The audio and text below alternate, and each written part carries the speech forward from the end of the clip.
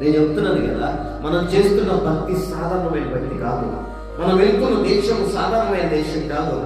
ఒక క్రైస్తవుడు ప్రభుని నమ్ముకొని దేనికయ్యా ప్రభుని నమ్ముకుందంటే, నేను చెప్తున్నాను, ఈ లోకంలో బ్రతకడానికి కాదు.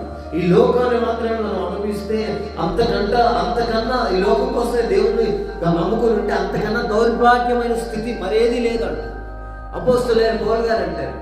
ఈ లోకంలోనే సుఖ సౌఖ్యాల కోసం దేవుడి భక్తి చేస్తే అంతకన్నా దౌర్భాగ్యమైన స్థితి ఏది లేదంట.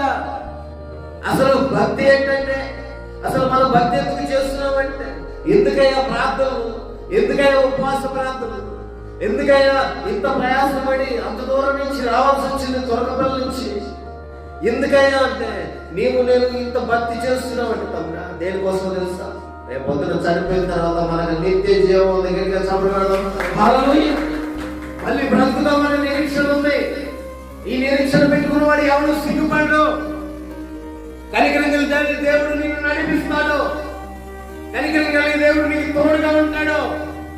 కనికరం కలిగిన దేవుడు నీ చెయ్యి పట్టుకొని నీకు చెయ్యి పట్టుకొని నడిపిస్తాడు. దేవుడు స్తోత్రం. ఈరోజు అనుకుంటామేమో చెయ్యి విడిచిపెట్టాడని. విడిచిపెట్టి ఉంటామన్నా మనం. చాలా మంది అంటారు దేవుడు మమ్మల్ని విడిచిపెట్టాడు అమ్మయ్య.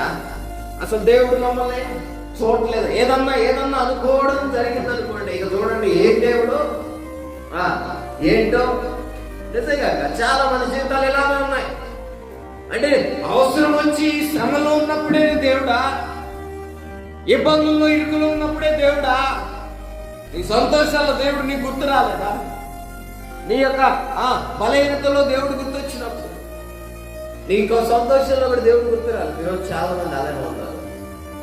అవసరం వచ్చినప్పుడే ఏసయా అని చెప్పి పాస్టర్ గారు ఇదిగో చెట్టి, పాస్టర్ గారు ఇదిగో ప్రార్థన అంటారే కానీ, ఈరోజు నేను చెప్తున్నా, అది కొండ అయినా, అది ఎత్తైనా, అది బలమైనా, ఆ దేశం మీద దేవుని కన్నులు ఈరోజు ఆ దేశం అంటే నీ మీద కూడా ఆయన కన్నులు ఉన్నాయి. గట్టిగా చెప్పగలమా? హల్లెలూయా. ఆయన కన్నులు ఎప్పుడు ఉంటాయో తెలుసా?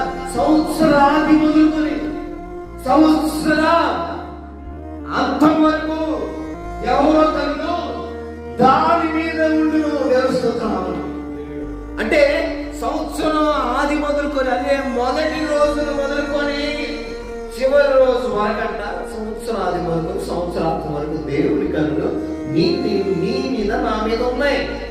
ఎందుకో తెలుసా? ఆయన చూస్తున్నాడు. కొండల్లో ఉన్నప్పుడు ఆయన చూస్తున్నాడు. లోయలో నేను చెప్తున్నాను కదా, మన ప్రయాణం జీవ కిరీటం పొందుకునేంత వరకు సాగాలి.